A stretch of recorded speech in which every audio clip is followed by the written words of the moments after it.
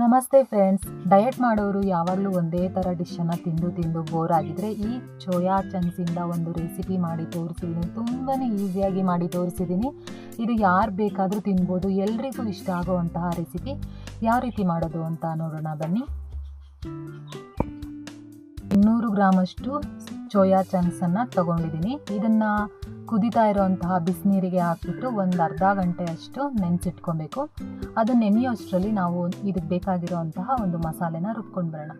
1 ಹಿಡಿಯಷ್ಟು ಪುದೀನ, 1 ಹಿಡಿಯಷ್ಟು ಕೊತ್ತಂಬರಿ ಸೊಪ್ಪು, 4 ಹಸಿಮೆಣಸಿನ್ಕಾಯಿ, ಇಷ್ಟೇ ಸಾಕು ಫ್ರೆಂಡ್ಸ್. ಇದನ್ನು ಸ್ವಲ್ಪ ನೀರು ಹಾಕ್ಕೊಂಡು ನುಣ್ಣಗೆ ಗ್ರೈಂಡ್ ಮಾಡ್ಕೊಂಡು ಬರೋಣ.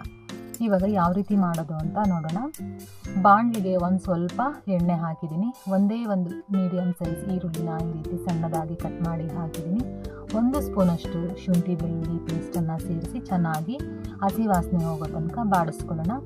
ಇವಾಗ ನಾವು ರುಬ್ಬಿರೋಂತಹ ಮಸಾಲೆ, ಪುದೀನ, ಹಸಿಮೆಣಸಿನ್ಕಾಯಿ, ಕೊತ್ತಂಬರಿ ಸೊಪ್ಪಿನ ಪೇಸ್ಟನ್ನು ಹಾಕಿ ಸ್ವಲ್ಪ ಹಸಿ ವಾಸನೆ ಹೋಗೋವರೆಗೂ ಚೆನ್ನಾಗಿ ಫ್ರೈ ಮಾಡ್ಕೊಳ್ಳೋಣ. ಇವಾಗ ಇದಕ್ಕೆ ಎಷ್ಟು ಬೇಕೋ ಅಷ್ಟು ಉಪ್ಪನ್ನು ಹಾಕ್ಕೊಂಡು ಒಂದು ಅರ್ಧ ಸ್ಪೂನಷ್ಟು ಗರಂ ಮಸಾಲಾನ ಸೇರಿಸ್ತಾ ಇದ್ದೀನಿ ನಾನಿಲ್ಲಿ.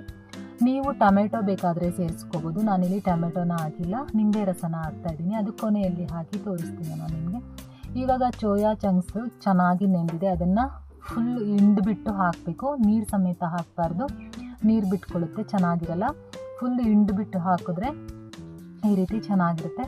ಇವಾಗ ನಾನು ಮಿಕ್ಸಿ ಜಾರಿಗೆ ಒಂದು ಸ್ವಲ್ಪ ನೀರನ್ನು ಸೇರಿಸಿ ಚೆನ್ನಾಗಿ ಮಿಕ್ಸ್ ಮಾಡ್ಕೊತಾ ಇದ್ದೀನಿ.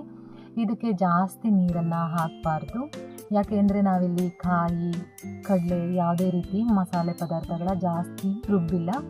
ಅದಕ್ಕೆ ಸ್ವಲ್ಪ ತೆಳ್ಳಗಾಗೋ ಚಾನ್ಸಸ್ ಇದೆ. ನಾನೀಗ ಸ್ವಲ್ಪನೇ ನೀರನ್ನು ಸೇರಿಸಿ ಹಾಕ್ತಾಯಿದ್ದೀನಿ.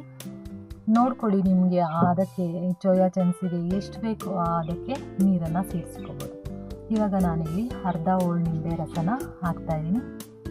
ಹಾಕ್ಬಿಟ್ಟು ಸ್ವಲ್ಪ ಚೆನ್ನಾಗಿ ಮಿಕ್ಸ್ ಮಾಡಿಕೊಂಡು ಒಂದು ಲಿಂಟನ್ನು ಕ್ಲೋಸ್ ಮಾಡಿ ಒಂದು 5ರಿಂದ 10 ನಿಮಿಷ ಬೇಯಿಸ್ಕೊಳ್ಳೋಣ. 10 ನಿಮಿಷ ಆದಮೇಲೆ ನೋಡ್ತಾ ಇರ್ಬೋದು ನೀವು, ಚೆನ್ನಾಗಿ ಕುದೀತಾ ಇದೆ, ಚೆನ್ನಾಗಿ ಸೋಯಾ ಚಂಕ್ಸ್ ಕೂಡ ಬೆಂದಿದೆ. ಇವಾಗ ಒಂದು ಸಲ ಚೆನ್ನಾಗಿ ಮಿಕ್ಸ್ ಮಾಡಿ ಇನ್ನೊಂದು ಲಿಂಟನ್ನು ಕ್ಲೋಸ್ ಮಾಡಿ ಒಂದು 5 ನಿಮಿಷ ಬೇಯಿಸ್ಕೊಂಡ್ರೆ ಫ್ರೆಂಡ್ಸ್ ನಮಗೆ ಯಾವ ಅದಕ್ಕೆ ಬೇಕೋ ಅದಕ್ಕೆ ನಮಗೆ ಸೋಯಾ ಚಂಕ್ಸ್ ಸಿಗುತ್ತೆ. ನೋಡಿ ಏನು ಸಖತ್ತಾಗಿದೆ ಅಂತ.